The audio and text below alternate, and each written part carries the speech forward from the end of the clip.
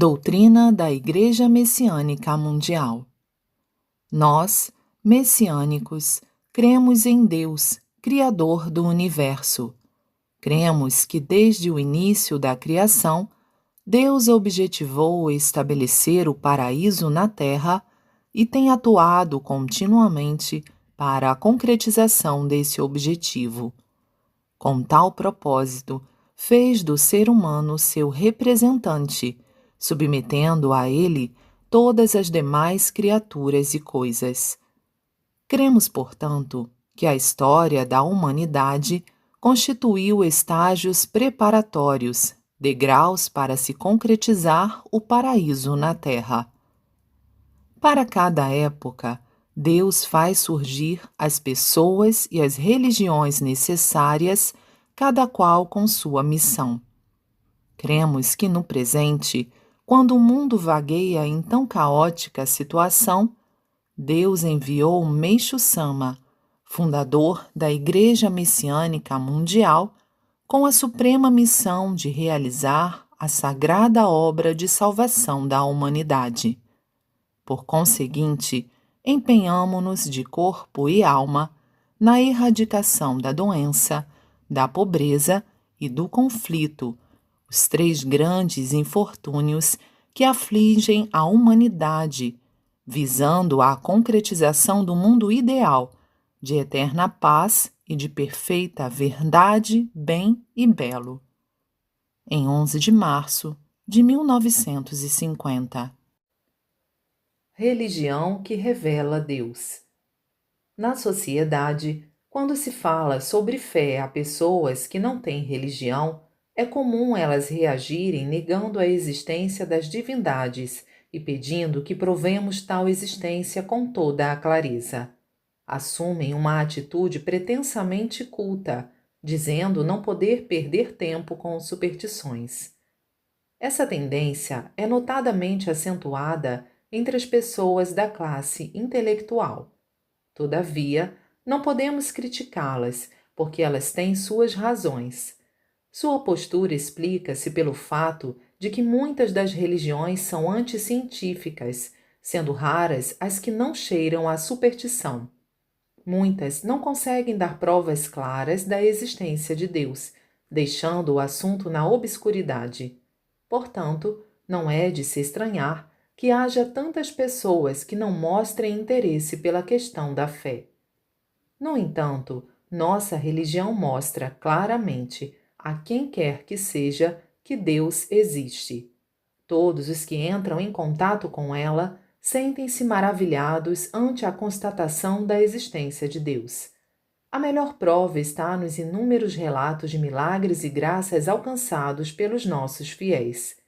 Infelizmente, são pouquíssimas as pessoas que creem por meio da simples leitura ou explanação oral desses relatos.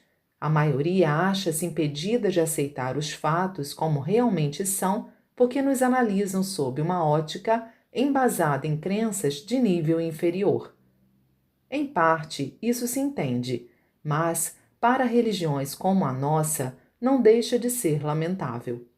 Costumo afirmar que nós não somos uma simples religião, e sim uma ultra-religião, uma grandiosa obra de salvação. Muitos de nossos fiéis dizem que quando leram nossas publicações pela primeira vez, não conseguiram crer integralmente nelas, achando muito diferentes não só dos ensinamentos de outras igrejas, como também das teorias científicas. Considerando que nenhuma experiência é perdida, eles começaram a receber jorei cheios de desconfiança. Perplexos com o fato de ele consistir apenas no levantar das mãos, pensaram em desistir, julgando impossível obter, por meio de um ato de tamanha simplicidade, curas que não se conseguem nem mesmo pela tão avançada medicina atual. Entretanto, para sua surpresa, sentindo-se mais dispostos no dia seguinte, optaram por persistir um pouco mais e melhoraram rapidamente. Assim, eles ficam mais impressionados do que felizes. Este é o testemunho unânime dos que relatam suas experiências. É justamente porque nossa religião evidencia extraordinárias graças recebidas nesta vida que os intelectuais cometem um engano, chamando a isso de superstição. Essa atitude não deixa de ser um grande obstáculo. Contudo, existem aqueles que pensam corretamente e se tornam felizes por ingressarem na nossa fé, aceitando plenamente a realidade evidenciada.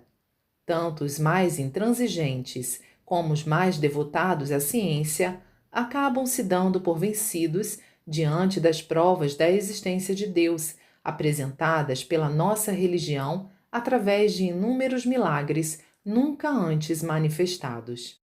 Em 9 de janeiro de 1952. Era semi-civilizada. Quem quer que seja, acredita que estamos vivendo um momento em que a civilização atingiu um nível nunca antes alcançado. De fato, se compararmos a época atual com a era primitiva e selvagem, veremos que houve um grande avanço. Entretanto, foi um progresso apenas no aspecto material, pois, espiritualmente, ninguém poderá negar que sequer saímos do estado de semi-selvageria.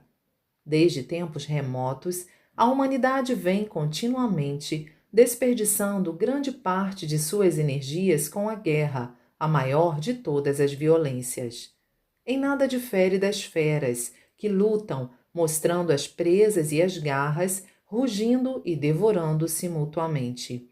É verdade também que existem os povos pacíficos, os quais não medem esforços para evitar a guerra. Podemos dizer que os primeiros são seres com característica animal e os pacíficos com característica humana. Cada um desses dois tipos contrastantes de seres vem atuando para satisfazer seus interesses. Este é o curso da história do mundo que perdura até nossos dias. Logicamente, existe essa dualidade de pensamento também em âmbito individual, só que a violência é contida pela lei e a ordem é mantida, ainda que precariamente. Os bons, no entanto, são sempre pressionados pelos maus, dos quais se tornam vítimas constantes. Vejamos outro aspecto da questão. Atualmente, graças ao progresso da ciência, desenvolvem-se grandiosas invenções e descobertas, as quais, dependendo da vontade das pessoas que as manipulam, podem ter resultados desastrosos ou, ao contrário, contribuir para o aumento do bem-estar da humanidade. O atrito entre esses dois pensamentos opostos, o selvagem e o civilizado, pode tornar-se a causa da guerra, na qual essas mesmas invenções e descobertas também podem ser empregadas para o mal. Analisando o assunto sob outro prisma, constatamos que os povos belicosos não são religiosos, ao contrário dos povos pacíficos. Daí surge a necessidade da religião. Portanto, não seria demais dizer que, apesar de apregoarem que estamos numa era de elevado nível cultural, na verdade, estamos vivendo um período de semi-selvageria e semi-civilização. Nesse sentido, a semi-civilização precisa ser elevada ao estágio de civilização, em que o espírito e a matéria estejam perfeitamente unidos e integrados. Por conseguinte, a missão dos religiosos, daqui por diante, é realmente importantíssima. Em 25 de junho de 1949. Unidade Deus-Homem. Desde os tempos antigos há a expressão unidade Deus-Homem. Todavia, eu creio que até hoje não houve nenhum ser humano nessa condição. De fato, os três grandes homens santos, Buda Sakyamuni, Jesus Cristo e Maomé, eram vistos como em unidade com Deus. Na verdade, eles eram portadores da vontade divina. Em termos mais claros, eram representantes de Deus. No fundo, as pessoas não sabiam distinguir a atuação da unidade Deus-Homem da atuação dos representantes de Deus. Os representantes de Deus agem através de possessão divina ou seguindo as determinações divinas. Por esse motivo, sempre rezam a Deus ou a Buda e pedem sua proteção. Eu, porém, não faço nada disso. Como os fiéis sabem, nem fico orando a Deus, nem lhe peço orientação. Basta-me agir de acordo com minha vontade, o que torna tudo muito fácil. Visto que poderão estranhar o que estou dizendo por ser algo inédito, explanarei apenas os pontos mais importantes. Como sempre digo, há uma bola de luz em meu ventre. Trata-se da alma do Supremo Deus. Por conseguinte, ele próprio maneja livremente meus atos, minhas palavras, tudo. Ou seja, em mim não há distinção entre Deus e o ser humano. Esta é a verdadeira união do ser humano com Deus. Como o Deus que habita o meu ser é o mais elevado, não existindo nenhum Deus superior a este, não faz sentido reverenciar outras divindades. A melhor prova são os milagres manifestados diariamente pelos fiéis. Ora, se esses constantes milagres são superiores aos de Jesus Cristo, então os meus discípulos não são inferiores a ele. Através desse único fato, é possível imaginar o status da minha divindade. Acrescente-se que todos os homens santos, existentes até agora, previram a concretização de um mundo paradisíaco, mas não disseram que eles próprios seriam os construtores desse mundo. Isto porque seu status divino não era tão elevado, nem sua força suficiente. Pelo que já foi exposto, eu afirmo que construirei o paraíso terrestre, um mundo sem doença, pobreza e conflito. Daqui para a frente, realizarei inúmeras obras surpreendentes, nunca vistas até agora, e gostaria que as observassem com muita atenção, pois serão inconcebíveis pela força humana. Em 7 de maio de 1952. Religião progressista. Observando a sociedade atual, constato que não há nada que não esteja acompanhando o progresso. Entretanto, por incrível que pareça, a religião, que tem a mais profunda relação com a humanidade, continua da mesma forma, não apresentando nenhum progresso e tomando até mesmo a direção oposta. Como prova disso, as religiões tradicionais pregam para que voltemos às origens, ou seja, ao ponto de partida de seus precursores. Ora, se devemos voltar ao caminho original, é porque nos desviamos, e caso tenhamos que proceder assim repetidas vezes, significa que não fizemos nenhum progresso. É realmente um contraste em relação ao avanço da cultura. Tais religiões nos mostram isso claramente à medida que perdem o poder de atrair pessoas e têm dificuldades até para manter a situação em que se encontram. De fato, todas as religiões que existem atualmente, mesmo sofrendo perseguições e pressões na época de sua fundação, o que parece ser a predestinação de uma religião nova, de alguma forma conseguiram revigorar-se e expandiram-se intensamente, passando por períodos de esplendor. Todavia, com o passar do tempo, diferentemente do cristianismo, a maioria delas está caminhando para a estagnação. Vamos analisar por que tal fato se sucede. Sem dúvida alguma, por não acompanharem a marcha do tempo e manterem irredutivelmente os ensinamentos do seu fundador como regras de ouro, acabaram por se afastar da realidade. Em consequência disso, esse distanciamento tornou-se cada vez maior, até que as religiões chegaram à situação atual. São criticadas pela falta de força. Se existe causa e efeito em tudo, é importante que as religiões tradicionais reflitam muito sobre o assunto, pois não há como ficarem indiferentes para sempre.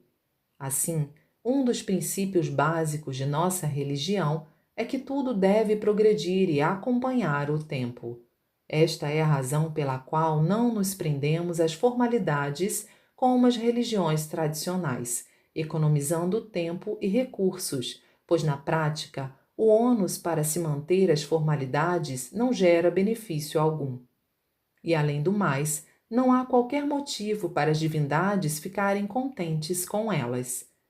Em face do que dissemos, a missão da verdadeira religião é desempenhar sua função de orientadora para tornar a vida do ser humano cada vez melhor. Resumindo, podemos afirmar que só uma religião progressista tem capacidade de salvar o homem contemporâneo. Em 30 de janeiro de 1950. Filosofia da intuição. Quando jovem, fui simpatizante da teoria do renomado filósofo francês Henri Bergson. Ainda me lembro de suas teorias com frequência e, nesta oportunidade, desejo apresentá-las por considerá-las de grande utilidade até mesmo do ponto de vista da fé. A filosofia de Bergson se baseia nos 3 pontos que se seguem. Tudo muda constantemente. Teoria da intuição e o eu do momento. Dentre eles, o que mais me tocou foi a teoria da intuição, segundo a qual não é simples para o ser humano ver as coisas como elas são, sem a menor distorção. A apresentação da realidade das coisas é verdadeiramente difícil.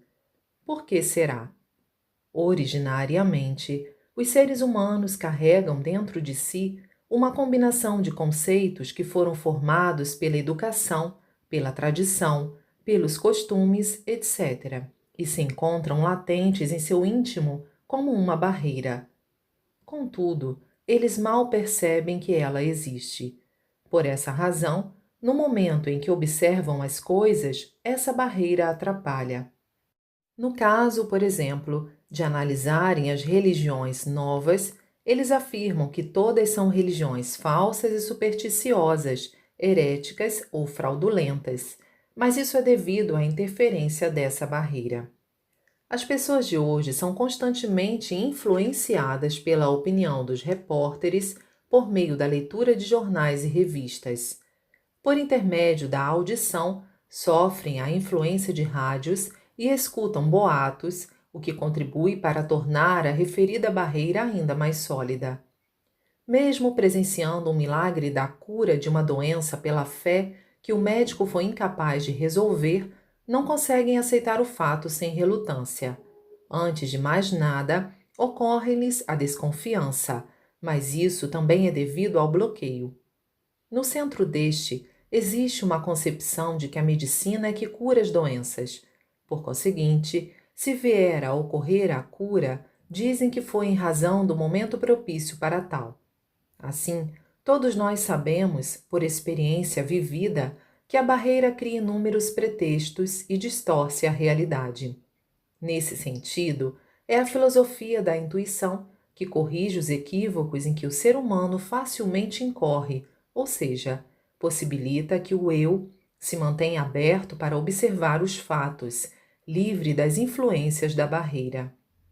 Para tanto, eu aconselho as pessoas a vivenciar o eu do momento, pelo motivo de que a impressão imediata, captada pela intuição ao se ver algo, não constitui erro, já que aquela é a essência daquilo que foi observado. Portanto, caso testemunhem a cura de uma grave doença, devem acreditar nela sem relutância, pois esta é a correta visão. O fato de as pessoas considerarem impossível a cura de doenças por meio de algo invisível semelhante ao nada, sem o auxílio de aparelhos ou remédios, significa que elas estão bloqueadas pela barreira. A hipótese de alguém afirmar isto é uma superstição e não existe tolice maior, significa que a barreira dessa pessoa colaborou para aumentar o obstáculo.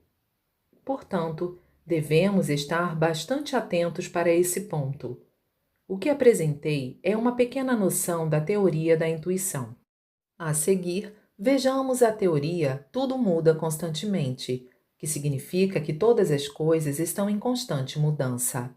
Por exemplo, nós, hoje, não somos os mesmos que fomos ontem, pois, sem dúvida, estamos diferentes em algum ponto.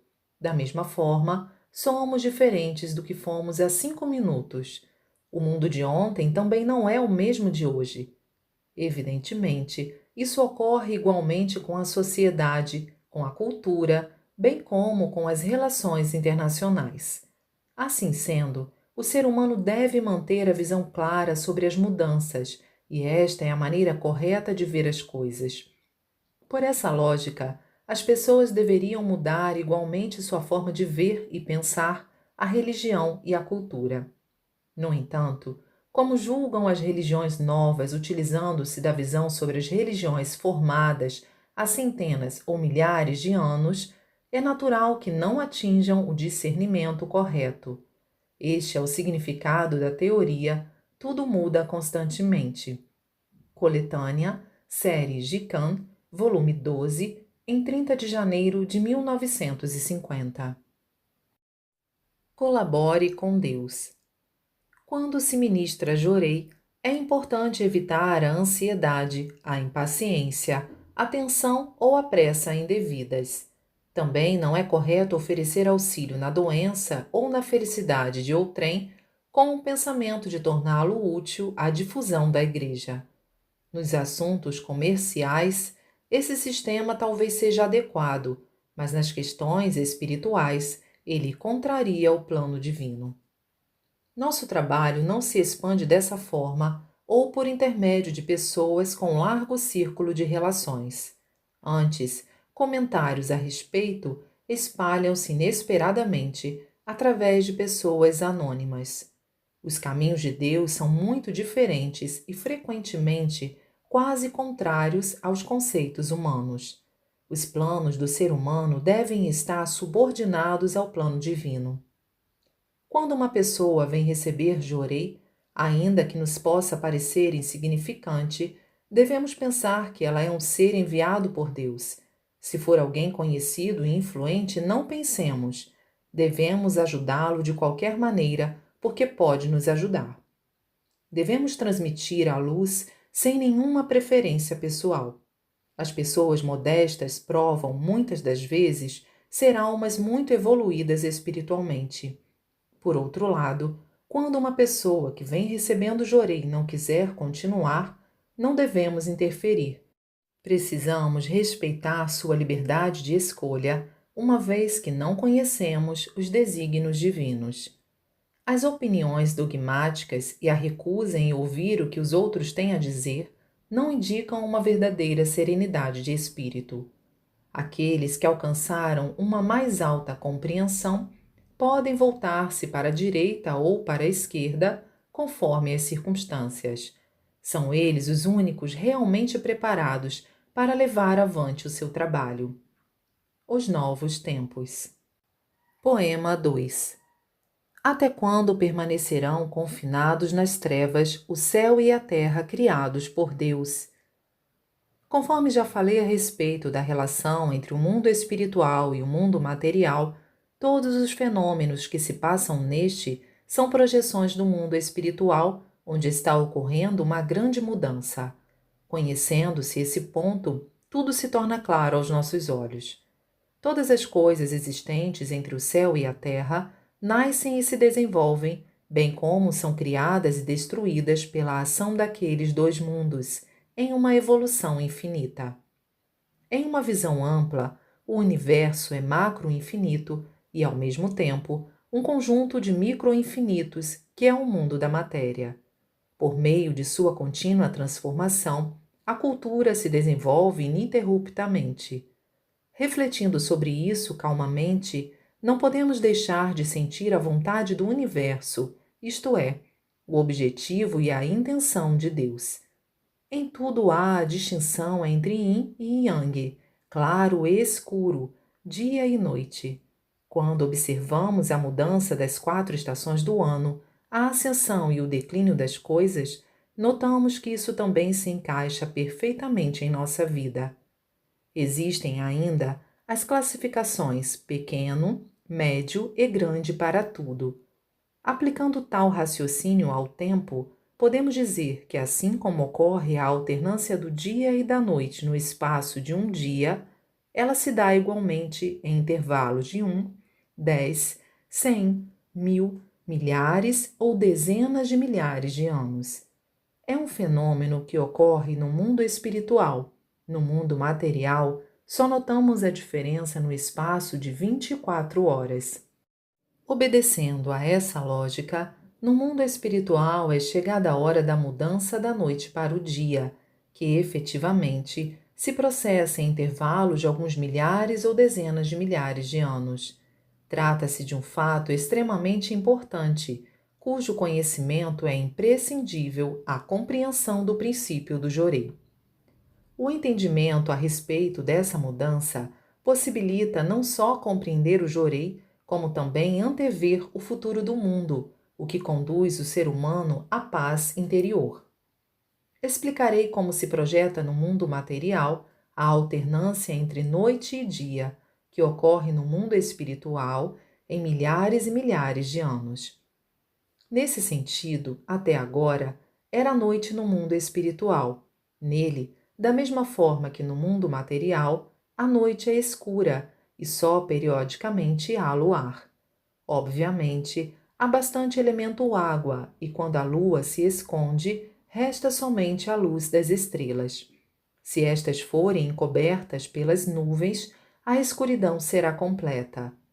Observando-se os fatos do mundo material, que são a projeção do que ocorre no mundo espiritual, isso fica evidente. A alternância dos períodos de paz e guerra e a ascensão e queda das nações podem ser comparadas às fases da lua cheia e da lua nova. Agora, um ciclo se encerrou. É justamente o momento da transição para o dia, que corresponde ao alvorecer. A transição da noite para o dia no mundo espiritual acarretará uma experiência inédita para a humanidade. Uma grande, espantosa, temível e ao mesmo tempo feliz mudança está para ocorrer, e seus sinais já estão surgindo. Vejamos. O mundo do dia é como no mundo material. Primeiro, aparecem pinceladas da luz do sol no horizonte a leste. Atentem, por exemplo, para a grande transformação ocorrida no Japão, que fica no extremo leste do planeta, ou seja, o país do sol nascente.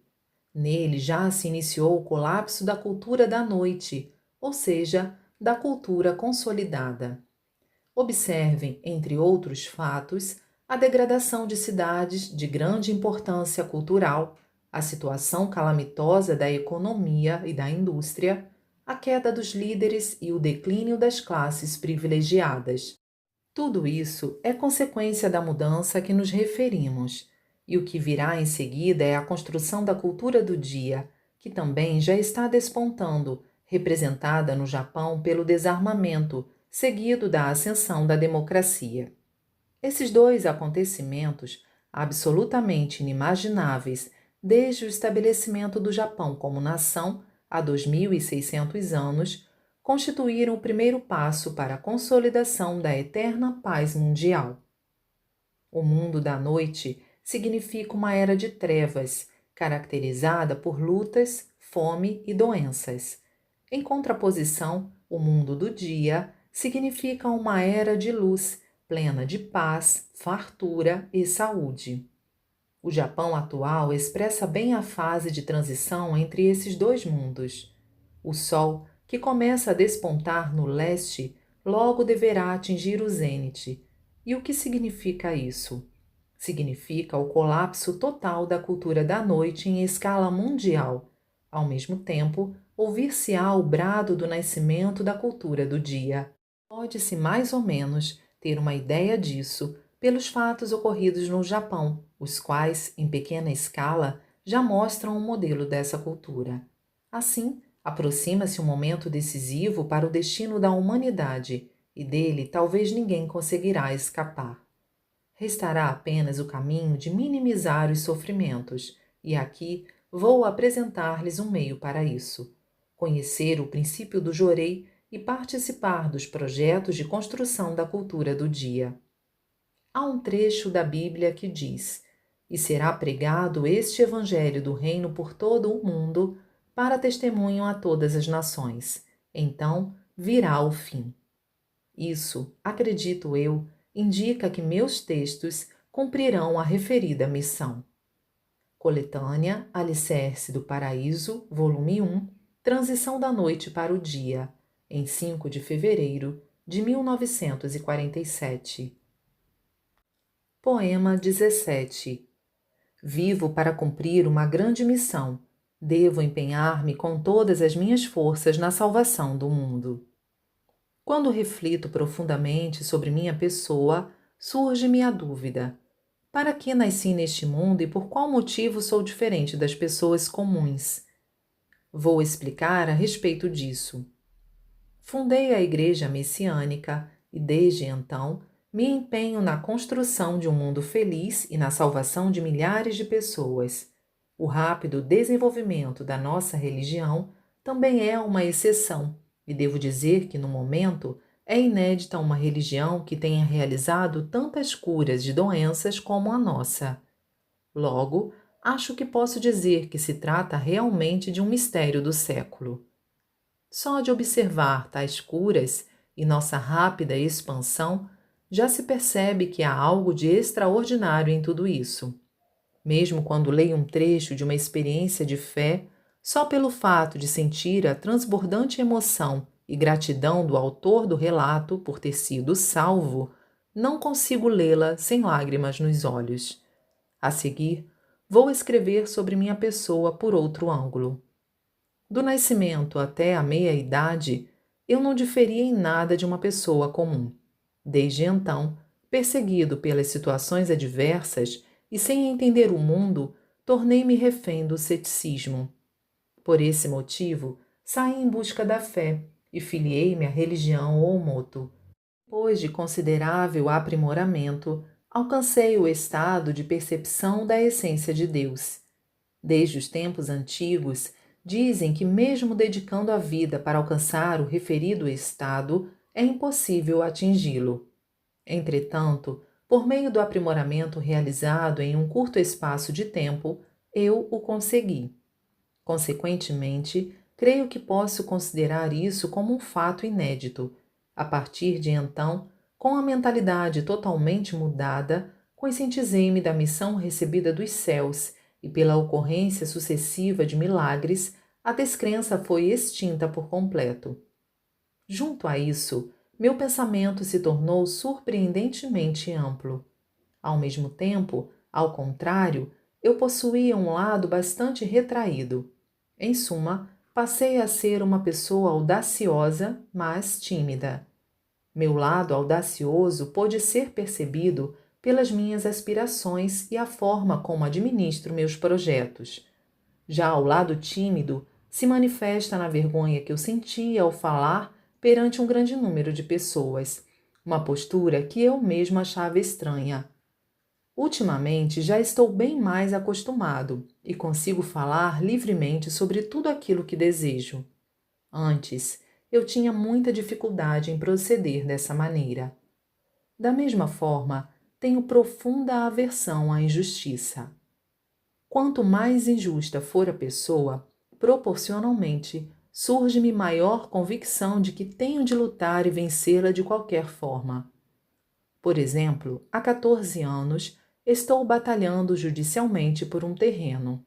Meu oponente, tomado de impaciência, já me propôs um acordo por 3 vezes, mas, por ele não demonstrar nenhum sentimento de arrependimento pelo que fez, rejeitei a proposta. Atualmente, quem está em apuro maior do que a outra parte é o juiz, que não sabe mais o que fazer e tem incentivado uma conciliação. Certa ocasião, lutei contra um jornal de renome. Na época, muitas pessoas me aconselharam a não o fazer, pois a luta contra uma grande empresa jornalística poderia resultar em prejuízos. Não cedi um passo sequer, e como já é do conhecimento do leitor, batalhei por meio do nosso jornal Ricari. Se é por justiça, tenho a intenção de lutar até mesmo contra o mundo. Discorri sobre o meu ponto forte, mas também desejo referir-me um pouco ao meu lado fraco. Quando alguém me pede ajuda, desde que o pedido seja correto e justo, não consigo recusá-lo. Do mesmo modo, não fico indiferente ao ver uma pessoa bondosa sofrendo. Em relação aos pontos errados do mundo, ao mesmo tempo em que me sinto indignado, faço todo o empenho para que estes sejam corrigidos o quanto antes. Poderão comprovar essa realidade observando meu esforço constante em apontar os erros da medicina e em advertir a humanidade na ânsia de diminuir o máximo seu sofrimento. Como se fosse um hobby para mim, sempre senti prazer em alegrar o próximo, em ajudá-lo e desejar sua felicidade, almejando que tenha uma vida tranquila e cheia de esperança. Por um lado, isso se verifica pelo fato do pensamento das pessoas se refletir em mim.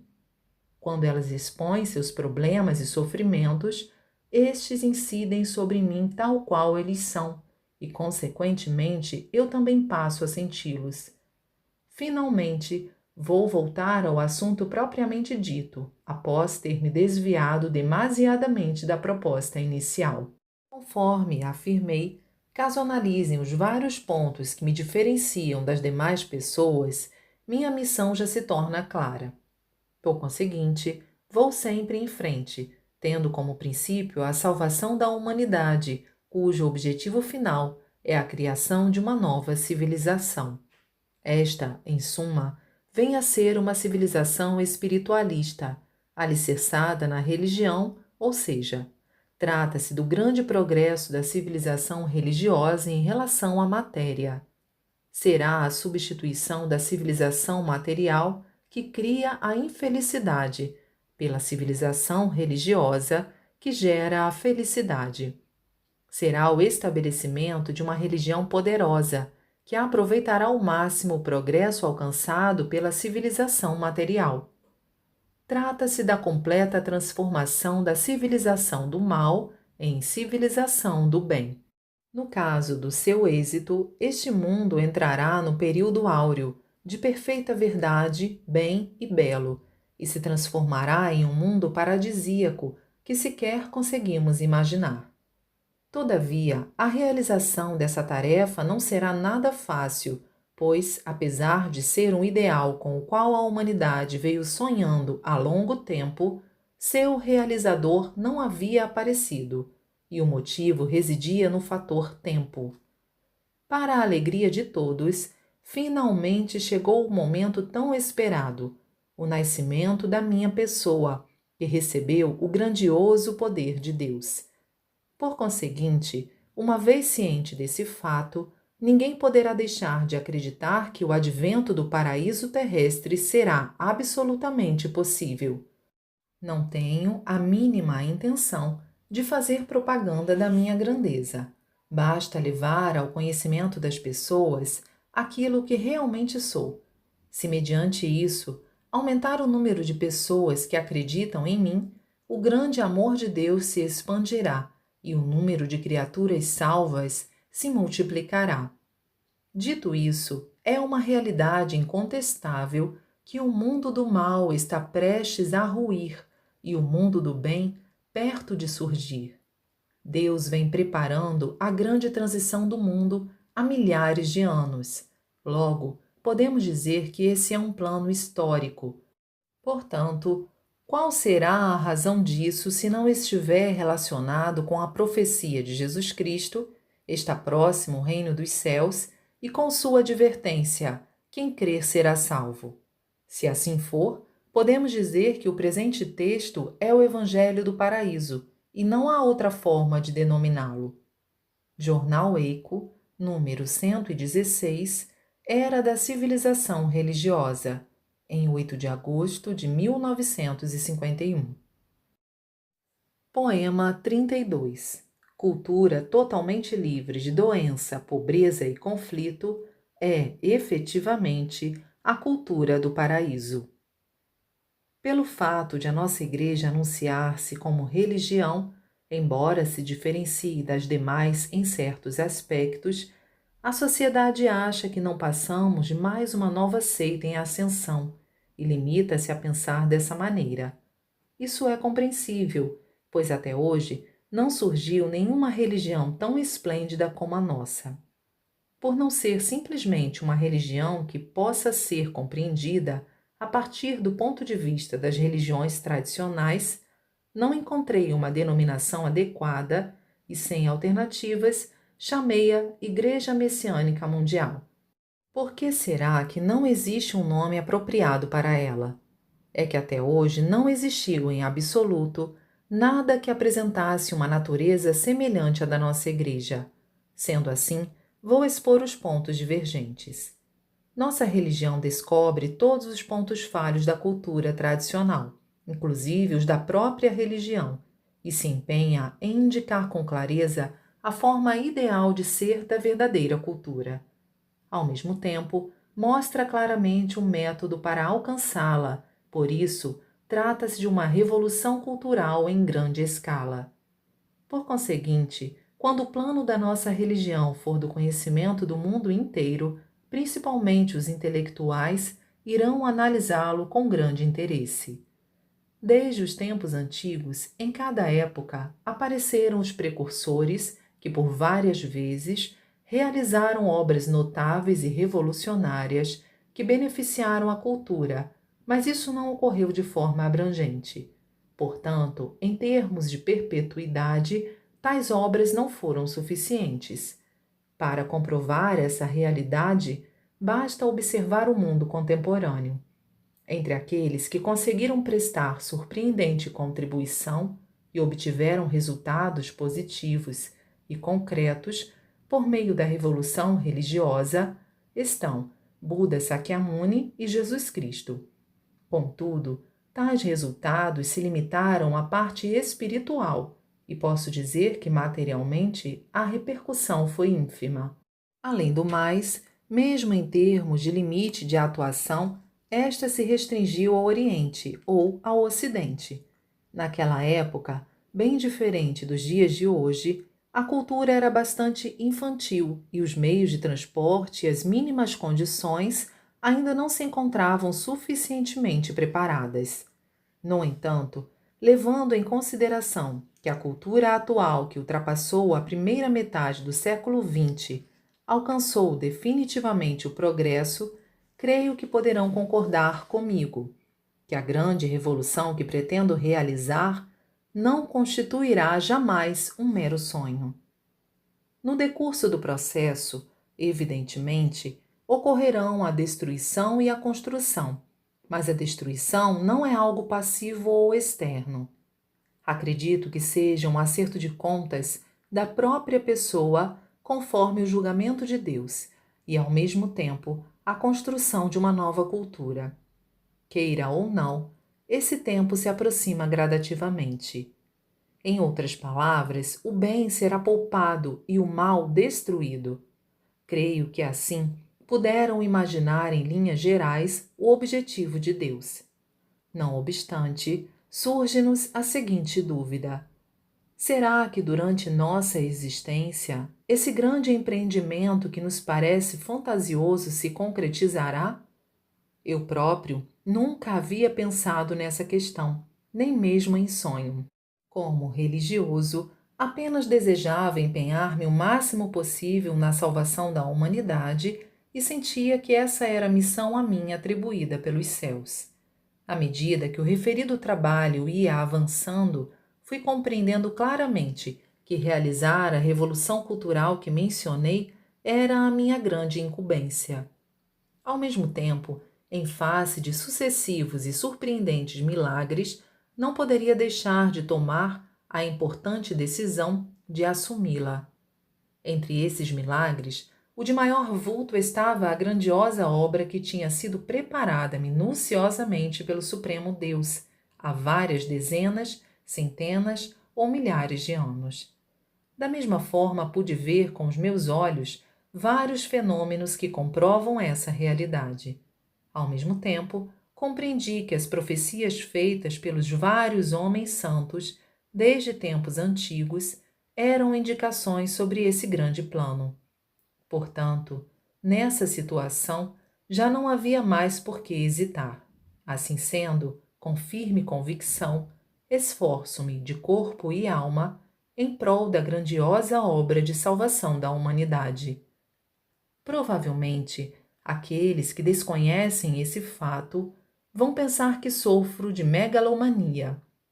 Todavia, por natureza, sou diferente dos demais, sendo cauteloso e também medroso, a ponto de jamais conseguir enganar as pessoas ou mentir para elas. Por esse motivo, posso dizer que pertenço à classe dos ingenuamente honestos. Apesar disso, falo de forma extremamente audaciosa, o que comprova o quanto estou seguro em relação às minhas convicções. Revista Tijo Tengoku, número 33, A Igreja Messiânica Mundial e a Revolução da Cultura, em 25 de fevereiro de 1952. Poema 85. A educação que forma pessoas incapazes de distinguir o bem do mal está baseada na pseudo-verdade. Este título, O Materialismo Cria o Homem Mau, pode soar um pouco forte demais, mas não tenho como evitar, pois corresponde à pura verdade. Segundo nosso ponto de vista, o materialismo, ou seja, o ateísmo, pode ser considerado o pensamento mais perigoso que existe. Vejamos, falando abertamente, se Deus não existisse, eu agiria às escondidas, ganharia dinheiro enganando o próximo habilmente, faria o que bem entendesse e, além de viver uma vida de luxo, estaria em uma posição de maior destaque na sociedade. Uma vez que me conscientizei da existência de Deus, de maneira alguma sou capaz de proceder assim. Tenho de percorrer o caminho da retidão e tornar-me alguém que deseja a felicidade das pessoas. De outra forma, jamais poderia ser feliz e ter uma vida que vale a pena viver. O que eu estou dizendo não é mera suposição. Segundo podemos ver através de inúmeros exemplos que a história nos mostra, desde os tempos antigos, por mais que a pessoa prospere por meio da prática do mal, essa prosperidade não dura muito, acabando por desmoronar. É um fato que deveria ser percebido facilmente, mas parece que isso não ocorre. A sociedade continua sendo assolada por crimes graves, como assaltos, fraudes e assassinatos, casos de corrupção de pessoas que ocupam posições sociais elevadas, notícias alarmistas que geram inquietação, incontável número de crimes de pequeno e médio porte, etc. Tudo isso nasce do pensamento ateísta. Por conseguinte, podemos dizer que ele é a verdadeira fonte dos crimes. Está, pois, mais do que claro que só há um meio de eliminar os crimes deste mundo: erradicar o ateísmo. Atualmente, porém, os intelectuais, as autoridades e os educadores agem na contramão e, confundindo o pensamento teísta com superstição, esperam obter resultados apenas com apoio na lei, na educação, nos sermões, etc. Dessa forma, por mais que se esforcem com afinco, é natural que nada consigam. As notícias publicadas nos jornais mostram isso claramente.